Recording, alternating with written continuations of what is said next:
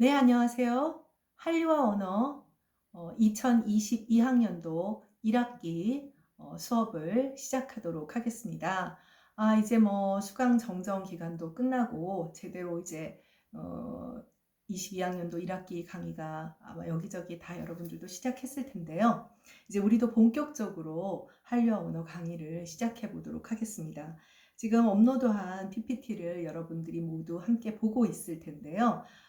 미리 사전에 이야기했다시피 이 강의는 별도의 교재는 없습니다. 교재는 없고 뭐 별도의 교재를 두기가 참 애매한 과목이에요.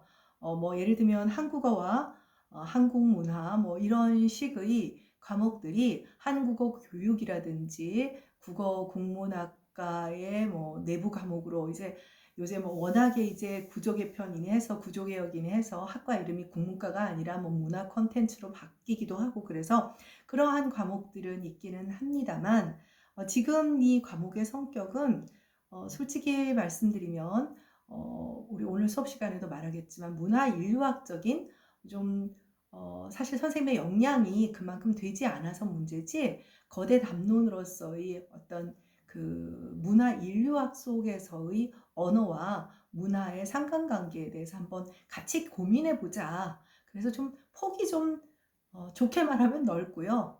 나쁘게 말하면 좀 다소 중구난방인 면이 없지 않아 있습니다. 또 그래서 그러다 보니 이제 나름대로 지금 이제 3년 차라 그래도 이제 자료들을 계속 보완하고 뭐 업그레이드까지는 아니지만 업데이트가 되는 과정에서 선생님도 조금 알게 되는 지식들 또 체계화하는 능력들이 조금은 생겼으나 아마 여러분들이 보기에는 많이 미흡한 부분도 있을 것 같아요. 그러나 이 과목을 관통하는 주제는 문화와 언어입니다. 문화와 언어고 오늘 수업 시간에도 말하겠지만 코리안 웨이브 혹은 K컬처라고 요즘 부르기도 하는 우리 한국 문화죠. 이제 한류라고 하는 그 문화와 그리고 이 한국어가 어떤 상관관계를 가지고 있나를 살펴보면서 넓게는 문화와 언어가 어떠한 관계를 가지고 있는가 하는 것을 살펴보는 것이 이 과목의 목표라고 할 수가 있습니다. 그래서 궁극적으로 이 목표, 이 수업에서 선생님과 여러분이 함께 얻어낼 수 있는 것은 너무나 뻔한 주제예요. 문화 상대주의. 자국 문화의 확장이나 뭐 어떤 국뽕에 취한 그런 내용만을 소개하려고 하는 것은 아니고 굉장히 피상적이고 깊이는 없지만 우리가 문화라는 것을 어떤 그 상대주의적인 관점에서 좀 더 뭐랄까 우리가 한류를 뭐 전파한다 하더라도 문화 상대주의의 관점에서 어떻게 우리 문화를 좀 더 소개할 수 있는가 하는 어찌 보면 겸손한 측면에서의 문화 전파에 대한 생각도 함께 하는 것이 이 수업의 목표라고 할 수가 있습니다. 네, 뭐 대충 뭐 여러분들도 그런 과목이 아닐까 하는 것도 짐작하고 들어왔을 것이고 또 이 과목이 그렇게 이렇게 깊이 들어가기는 굉장히 어려울 수밖에 없다는 하나의 핑계를 대고자 해요. 그래서 논의는 근본적으로 한류라고 하는 그 문화 컨텐츠와 관련되는 얘기와 그 다음에 언어적, 즉 한국어라고 하는 언어의 보편 언어 중에 하나인 보편 언어의 하위 개념인 개별 언어로서의 한국어가 갖는 특징, 그리고 이 두 개를 연결하는 어떤 언어 교육의 이야기들. 그러나 기본적으로 이게 문예 창작의 연계 과목이기 때문에 국어학적인 이야기가 좀 더 두드러지지는 않을 거예요. 그렇게 된다면 여러분들 되게 부담스러울 것이고 이게 그 국어국문학과 전공이 아니라 문예 창작 전공에 들어와 있기 때문에 사실 선생님으로서는 굉장히 부담스럽기도 한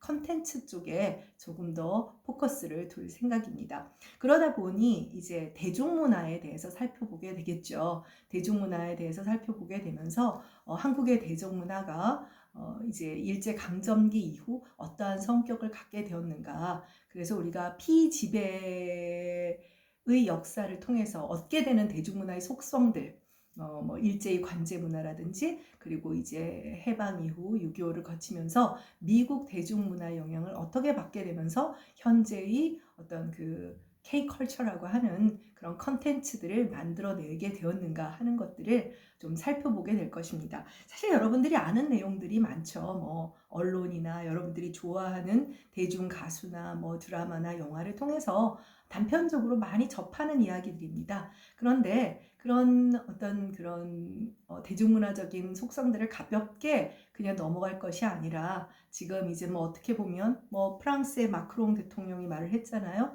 한국의 문화가 최고의 부흥기에 와 있다.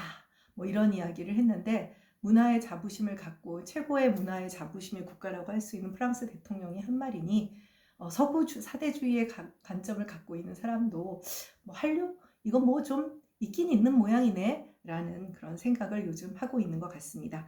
그래서 이 수업은 대중문화에 대한 얘기도 나오고 문화 전반에 대한 이야기도 나오고 언어에 대한 이야기도 나오고 언어 교육에 대한 이야기도 나오고 이렇게 그렇게 좀 좋게 말하면 넓고 나쁘게 말하면 왔다리 갔다리 하는 수업이 될 것 같아서 최대한 그 체계를 잡아보려고 애쓰고 있습니다. 그래서 3년 차라 맨 처음에 했을 때보다는 선생님이 스스로 생각해도 나은 것 같아요. 맨 처음에 20년도 1학기 처음 시작할 때는 정말 근데 사실 지금도 가장 강의 준비를 많이 해야 돼요. 너무 피곤합니다.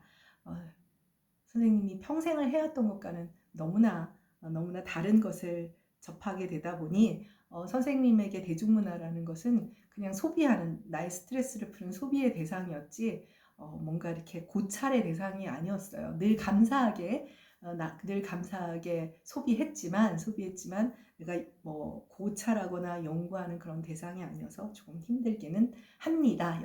여전히. 네, 자 PPT, 네 이제 뭐 표지 뭐 이쪽으로 가보면 당장 처음에 말했듯이 이제 문화와 언어. 그래서 아마 지금 오늘 1차 수업에서는 문화와 언어에 대한 이야기를 많이 하게 될 것 같아요. 자, 그래서 이쪽을 한번 PPT 이쪽을 함께 보도록 할까요? PPT 이쪽입니다. 문화와 언어의 관계. 그래서 문화가 언어의 구조와 내용에 영향을 미칠 뿐 아니라 언어의 구조가 문화의 여러 측면과 인간의 사고방식에 영향을 미친다. 그래서 우리는 언어 행위를 통해 인간의 사회관계 및 사회구조, 그리고 사고의 구조까지 파악할 수 있다. 이게 지금 뭐 정론화된 얘기는 아닌 것 같은데 선생님이 어릴 때 언어학개론 수업 시간에 이런 얘기를 들은 적이 있어요. 우리는 어순이 SOV, 서술어가 끝나는 구조고 그리고 예를 들면 영어 같은 경우는 뭐 영어를 예로 놓고 봅시다. 우리에게 우리가 잘하고 못하고 그래도 영어가 제일 친숙한 언어죠. 그래서 영어의 경우에는 서술어가 앞에 나온다. 그래서 좋게 말하면 한국어는 서술어가 뒤에 나와 있으니까 신중하게 말할 수 있고 잘못하면 우유부단해질 수도 있다. 뭐 이런 이야기를 선생님이 들은 적이 있어요. 학술적인 이야기인지 뭔지는 모르겠습니다. 어쨌든 여러분 또래 교수님께 들었을 때 되게 인상적이었던 것 같아요. 근데 뭐 그럴듯한 얘기 같습니다. 간단히 말하면 예를 들면 영어 같은 경우는 논문을 쓸 때도 I conclude that 그 다음에 절이든 뭐든 나오게 됩니다. 결론을 내버렸어요. I decide. 결정을 했고 결론을 내렸어요. 그런데 한국 사람이 논문을 쓰면 어떻게 되냐면 선생님도 그래요. 뭐뭐라고 생각되어지나 좀 더 고찰할 필요가 있다. 여러분도 많이 경험했을 거예요. 자, 뭔가 가슴에 딱 와닿는 게 있죠.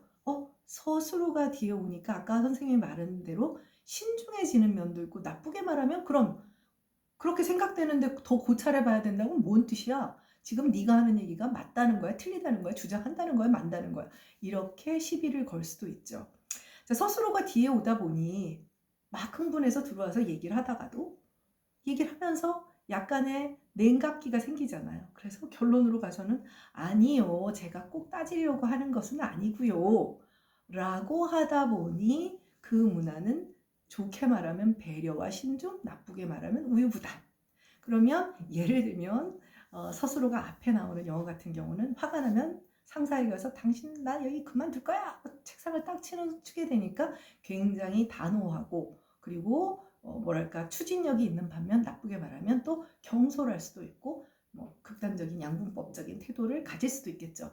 굉장히 이거는 어떻게 보면 학술적으로 정의하기는 어려운 극단적인 이야기지만 여러분들이 좀 이해하기 쉽게 접근해 보면 그래? 그런 면이 있는 것도 같네 라는 생각이 들 거예요.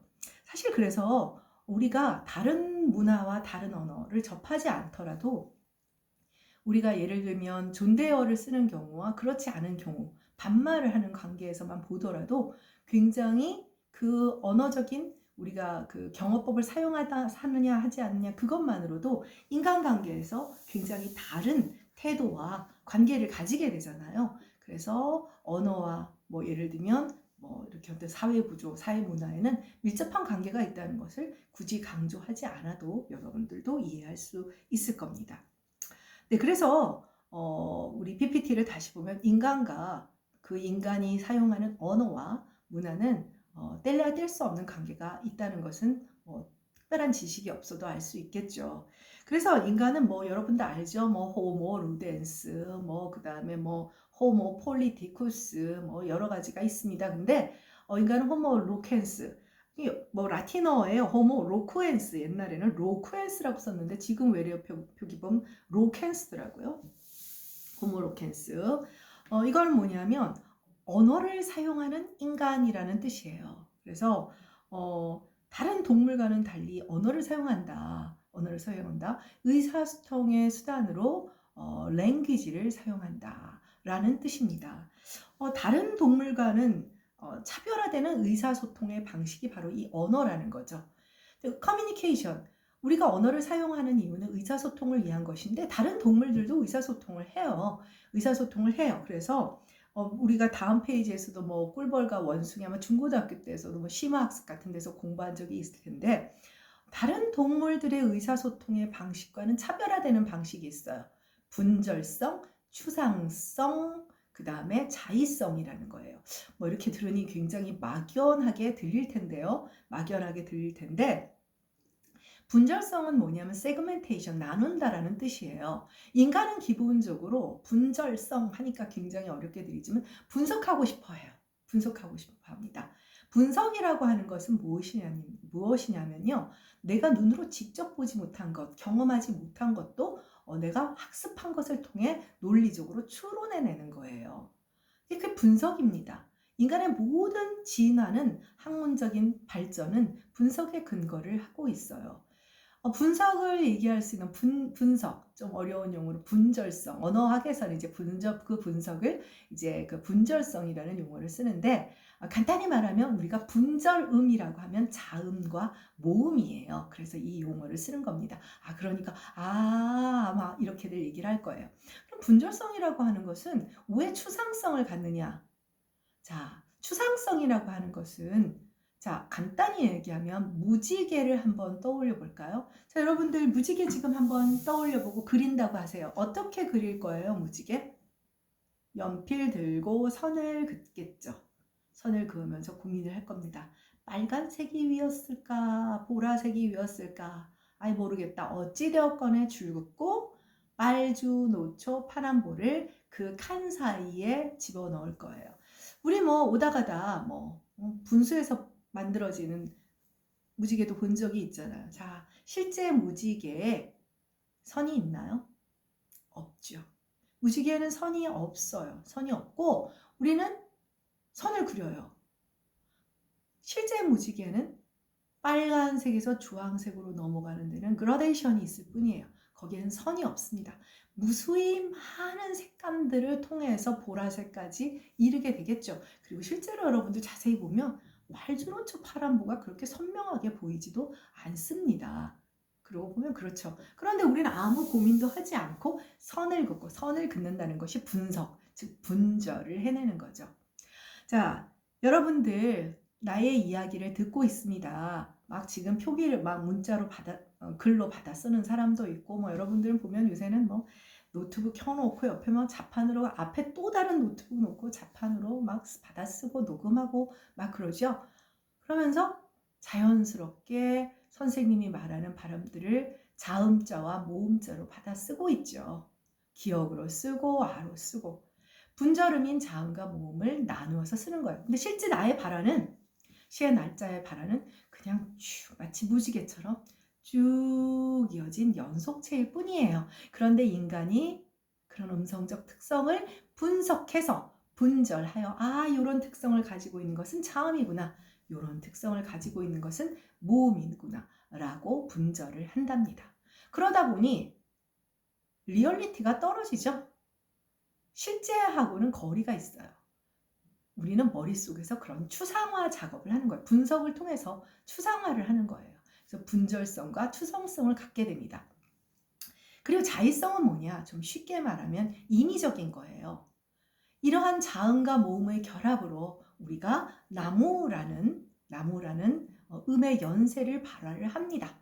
음의 연세를 발음하면 여러분들은 한국 사람이니까 개 이렇게 말을 하죠. 뭐 어떻게 생겼건 간에 뭐 열매도 열릴 수도 있고 아닐 수도 있고 뭐 등등 어떤 식물체를 떠올리죠. 그런데 한국어를 모르는 어떤 언어권의 화자는 뭐야? 뭔 소리래? 뭐 이렇게 얘기를 하죠. 영어권 화자에게는 tree라고 말을 하죠. 개. 자, 나무와 tree. 이 두 개의 음성형에는 굉장히 큰 갭이 있어요. 큰 차이가 있죠. 자, 그러나 그것을 듣는 지구상에 존재하는 대부분의 청자들은 나무를 알고 있어요. 나무라고 하는 개념을 알고 있죠. 간단히 말하면 그 개념과 각 개별 언어들의 음성 형식의 결합은 필연적이다, 자의적이다. 자의적이다라는 뜻입니다. 그래서 인간의 언어, 호모 로켄스로서의 특별한 인간의 언어는 이렇게 분절성과 추상성과 자의성을 가지고 있는 그러한 언어 기호로 이루어져 있는 거예요. 자, 그래서 맨 마지막 줄, 이쪽에 맨 마지막 줄에 보면 개념과 음성의 자의적 관계를 통한 언어 기호의 등장이다. 그리고 이것은 추론적인 사고 능력과 발음 기관의 진화에 근거하게 된다. 그러니까 인류가 언제부터 말을 하게 되었는지는 잘 몰라요. 그런데 우리가 알 수 있는 건 다음 장에서 설명을 하겠지만 문화라고 생각되는 것, 문명과 문화라고 생각되는 것이 등장하는 시기와 맞물려 인간도 언어를 사용하게 된 것으로 보고 있습니다. 네, 문명과 문화를 가지게 되어서 언어까지 구사하게 되는 어느 게 먼저인지는 모르겠으나 그것이 가능하게 되는 데는 인간의 두뇌 용량의 증가로 추론적인 사고를 해야 분석을 하게 되는 것이거든요. 그리고 말을 할 수 있게 되는 음성 형식을 발화해낼 수 있는 발음기관의 등장이 또 역시 필요하게 되는 것이죠. 이게 맞물려야만 추상적인 언어기호 체계를 갖게 되는 것입니다. 3쪽으로 가도록 하겠습니다. 자, 그래서 이 언어기호를 통한 인간의 의사소통 체계가 다른 의사소통 체계를 가지고 있는 생명체들 우리가 뭐 식물은 그런 이렇게 소통을 하는 부분이 있다 이렇게 해서 재미있는 과학 이야기 이런 데서 소개를 하고 있기는 하지만 동물들만큼 그런 것 같지는 않아요. 그래서 일단 인간의 의사소통의 체계와 동물들의 의사소통의 체계가 어떻게 다른지를 살펴보면 인간의 언어 기호의 사용이 추상성과 분절성과 자의성을 갖고 있다는 것을 확인하게 되겠죠. 말하자면 고차원한 언어 기호의 체계를 갖게 된다는 그런 이야기를 하게 되는 것입니다. 그래서 3쪽을 PPT 3쪽을 함께 보도록 하겠습니다. PPT 3쪽 인간의 의사소통 체계와 구별되는 동물들의 그 의사소통 체계 예를 한번 먼저 살펴보도록 하겠습니다. 밑에 단락에 있죠.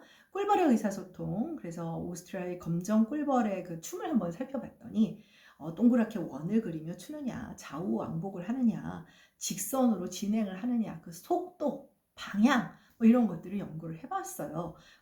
그랬더니 놀랍게도 꿀이 있는 곳과 그 방향 그리고 그 하다못해 그 꿀의 양 이런 것들까지 비교적 정확하게 이들이 서로 전달을 하더라는 거예요. 놀랍죠? 굉장히 놀랍죠? 그런데 문제는 뭐냐면 자, 우리는 어때요? 어떤 친구가 나가서 뭘 알아보고 왔어. 야야야야 어디서 뭐라고 새로운 맛집이 생겼대. 그러면 우리가 물어보죠. 야, 얼마나 맛있는데? 뭐 파는 건데? 우리가 얼마 전에 갔던 데랑 어떤 차이가 있는데? 어디에 있는데? 이렇게 물어보죠. 그러면 이렇게 대답을 해줘요. 그러면 꿀벌은 어떠냐? 알려만 줄 뿐 다른 애들은 묻질 못해. 주르륵 따라갈 수도 있어요. 그럼 실수할 때도 있겠죠. 잘못 갈 때도 있고 그러다가 이제 천적들의 공격을 받게 되기도 하고 이런 문제들이 생기게 되는 거예요. 그래서 이건 뭐냐면 의사소통의 체계가 유니디렉셔널, 아주 일방향적인 그런 한계를 가지고 있는 것이라고 할 수가 있어요. 또 이제 뭐 그렇다면 걔네들은 곤충이잖아요. 뭐 좀 이렇게 하급동물 아닌가요? 뭐 그러나 꿀벌은 왜 우리가 흔히 뭐 사회 체계나 이런 거 얘기할 때 많이 얘기하는 존재들이니까요. 영장류 그러면 이제 뭐 머리가 좋은 원숭이류죠. 뭐 침팬지라든지 이런 애들을 비교를 해봤어요. 여러분들 뭐 동물의 왕국 보면 뭐 거의 사람처럼 애들도 안아주고 맞습니다. 여러분 아마 제인 구달이라는 사람을 알 거예요. 제인 구달이 이제 오랫동안 이제 그 침팬지의 그 어떤 생태라고 한 것을 바로 가까이에서 같이 숙식을 하면서 살펴보면 정말 사람같이 행동을 한대요. 도구도 잘 사용을 하고 뭐 그래서 예를 들면 뭐 나무 막대기를 그냥 있는 거를 쓰는 게 아니라 날카롭게 갈아서 자기 나름대로 해서 뭐 찍어서 쓴다든지 부드러운 뭐 풀을 이렇게 만들어서 뭐 동생 침팬지가 있으면 뭐 코를 풀게 도와주는 그런 행동들까지 보인대요. 그런데 얘네들도 그래서 소통을 해요. 의사소통을 합니다. 그래서 뭐 제일 대표적인 것들이 동물의 세계에 있는 게 구애의 소리죠. 구애의 소리도 있고 또 위험에 닥쳐왔을 때 경고의 소리들도 있어요. 그런데 이 소리들은 되게 한정적이에요. 구애의 소리라든지 위기 경보를 하는 소리들이 정해져 있고 이것들이 예를 들어 우리는 어때요? 제한된 몇 개의 소위 이제 음소로 제한된 몇 개의 음소로 무한한 문장들을 만들어내잖아요. 여러분이 살면서 만들어낸 문장의 개수가 과연 몇 개일까요? 무한히 만들어내게 되죠. 그렇죠? 무한히 만들어내게 되는데 창조적인 체계가 없는 거예요. 거기서 제한되고 한정적인, 그래서 폐쇄적 체계라고 합니다. 그래서 윗단락으로 가볼까요?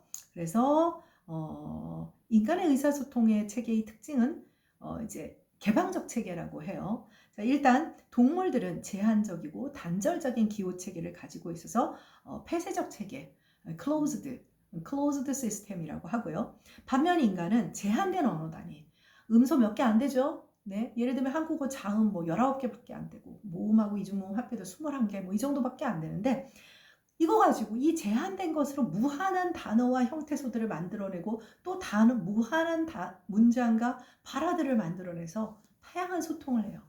그래서 개방적이고 오픈 시스템이고 아주 창조적인 그런 체계를 가지게 되죠. 이게 인간의 언어가 가지고 있는 창조성이자 그리고 여기에 또 더하여 생득적인 언어 능력을 갖고 있어요. 생득적인 언어 능력, linguistic competence라고 하는 것은 뭐냐면 습득 능력을 말해요. 습득 능력이요.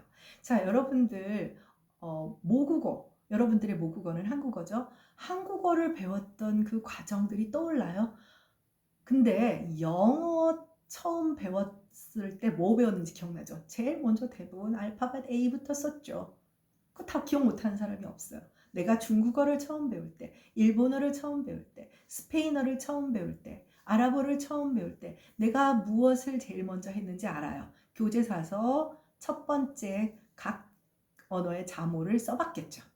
그런데 일단 모국어인 한국어는 자모 먼저 쓴 적은 없고요. 글자 먼저 배운 적은 없고 내가 뭔가 어떤 과정을 통해서 한국어를 이렇게 잘 말하게 되었는지는 기억할 수 없어요. 외국어는 learning, language learning이라고 해요. 언어 학습을 한 것이고요. 모국어는 language acquisition, 습득을 했기 때문이죠. 그래서 이 습득의 시기가 만 12세. 이게 만 12세가 습득과 학습의 기준점이래요. 그래서 critical period, 결정적 시기라고 흔히 부르는데 이 시기를 넘어가면 이제 언어 학습이 이제 습득의 단계를 넘어서서 학습이 된다. 그래가지고 그냥 대치동 바닥에 애들이 캐리어 끌고 미국 애들 교과서 이따만한 교과서들 들고 다니면서 이제 영어 배우게 되고 여러분들도 좋건 싫건 끊임없이 영어 학습에 대한 부담을 느끼게 되는 거죠. 그래서 이제 어릴 때 배우게 하려고 막 이제 애를 쓰게 되는데 어찌되었건 간에 이제 그래서 가장 좋은 거는 이제 bilingual bilingual, 이제 그 학습과 습득을 넘어가는 크리티컬 피리어드를 넘기지 않아서 이중언어 화자가 되면 제일 좋지만 사실 그거는 거의 쉽지 않죠. 네, 쉽지 않죠. 네, 한국에서 뭐 그렇다고 외국 유학을 갔다 오면 뭐 능숙해지느냐, 또 그것도 사람에 따라서 한계가 있는 것 같습니다. 어쨌든 그것이 언어의 생득적 능력입니다. 자꾸 선생님이 선생님 전공으로 빠지고 싶어하는 그런 경향이 있죠. 제일 잘 가르쳐 줄 수 있으니까 이해를 해주세요. 네, 그럼 4쪽으로 넘어가도록 하겠습니다. 이런 얘기 나오면 여러분들 이제 재미있어 하시는데, 엘렌 베아트리스 가드너 부부가 또 실험을 했어요. 그래서 새끼 침팬지 와쇼라는 애를 키우면서, 그래서 침팬지 실험은 굉장히 많이 해봤어요. 그래서 사실 좀 인간이 좀 잔인한데요. 뭐 자식처럼 키워가지고 결국은 안 되니까 야생에 이제 놓아준 얘는 어떻게 되겠어요? 사람도 침팬지도 아니고 결국 그 무리에 합류하지도 못하고 불행한 그런 침팬지가 되기도 하는데, 어쨌든 이 와쇼는 나중에 어떻게 되었는지는 모르겠지만 이제 말하자면 인간의 언어를 이제 좀 가르쳐 보려고 막 했던 거예요. 간단히 말하면 침팬지는 상당히 영리하기 때문에 기억하기로는 IQ가 60에서 80 정도, 그러니까 어린아이 한 우리 인간 아이 한 5, 6세 정도의 지능은 된대요. 아이 정도는 되기 때문에 충분히 이제 뭘까요? 고등동물이 아닌 그런 동물들에 비해서는 학습은 되죠. 그런데 기본적으로 침팬지는 인간과는 다른 발음기관의 구조를 가지고 있어요. 가지고 있다 보니 기본적으로 말소리를 잘 낼 수도 없고 또 사고, 개념의 추상화를 잘 하지 못하니까 한계가 있는 거죠. 여러분들도 요새 강아지들 많이 키워보면 학습 능력이 좋은 아이들은 어느 정도 소통은 되지만 그렇다고 해서 사람이 되는 것은 아니죠. 그럼 구간조를 떠올릴 거예요. 구간조는 기본적으로 이제 새 중에 영리하기도 하지만 어떻게 사람의 말소리를 따라하느냐, 전형적인 인간의 언어를 말하는 것은 아니고 미믹이라고 하죠. 모방을 하는 것이고, 우연찮게 구간조의 구간 구조가 이제 그 인간의 조음 기관, 발음 기관과 흡사한 구조를 가지고 있어서 음성 형식을 흉내를 낼 수가 있었던 것입니다. 네. 그래서 이제 어쨌든 그런 문제가 생겼고, 결과적으로 이런 여러 가지 실험들이 있었어요. 여러 가지 실험들을 통해서 동물이 인간의 언어를 배울 수 없다는 사실, 그래서 언어란 인간을 가장 인간답게 하는 그런 고유의 속성이다 라는 그런 결론을 냈다는 거죠. 당연한 결론을 확인하는 것이 또 학자의 몫인 것 같습니다. 네, 그렇다면 인간은 언제부터 언어를 사용하게 되었을까? 언어의 기원, 뭐 아까도 말했다시피 문화와 문명의 발발과 맞물려 있는데요. 이 폭도 너무 넓죠. 200만 년 전에서 50만 년 전 사이 초기 인류가 만든 석기를 통해 언어의 존재를 짐작할 수 있다. 이제 여러분들은 감을 잡을게요. 석기를 만든다라고 하는 것은 생각을 한다는 거죠. 그렇죠? 생각을 한다. 생각을 할 줄 안다는 것은 언어가 있다라는 것이 아닌가. 초기 인류들의 그 석기들을 보면 루발란 기법이라고 하는 이제 그런 어떤 기법이 있어요. 루발로안 기법이라고 하는 그 석기 기법이 있는데 뭐 외울 거 없어요. 안 써놨다는 거 외울 필요가 없다는 건데, 이거는 뭐냐면 옛날에 초창기의 인류들은 그냥 굴러다니는 돌을 주워다가 사용을 했어요. 근데 이 기법에서는 만들어요. 날카로운 이제 창이나 갈아서 쓸 수 있는, 그러니까 제작 기법이 보여요. 그래서 그 기법이 어떤 공통된 특성을 갖고 있거나, 그렇다면 뭔가 이런 어떤 일정한 방식을 전달하는 그런 흐름이 있다면 소통이 돼야 되잖아요. 뭐 이 되었건 뭐가 되었건 소통을 해야만 뭔가 전달을 해줄 수 있죠. 그러니까 결과적으로 이런 석기의 출현과 인간의 언어의 발현은 때를 같이 했을 것이 아닌가라고 보고 있는 것입니다. 네, 그래서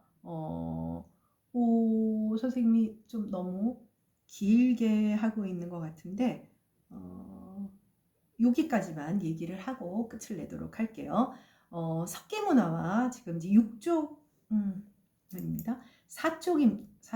네, 4쪽. 네, 여기서 끝내고 지금 5쪽에 예쁜 그림이 나오고 있죠. 예쁜 그림 아닌가? 예, 옷 쪽의 예쁜 그림부터는 2차 시에서 살펴보도록 하겠습니다. 네, 잠시 쉬었다가 2차 시에서 만나도록 할까요?